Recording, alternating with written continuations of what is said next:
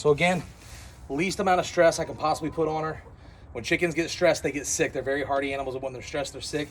She's got dry bedding. She's got fresh food. She's got fresh water with apple cider vinegar. I put the cloth over her head when I went through the house. So now we can put her out here.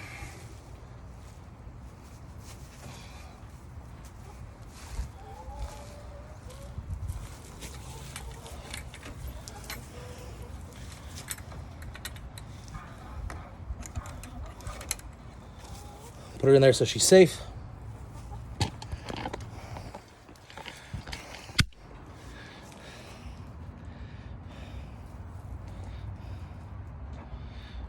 We'll check on her tomorrow. That's all we can do.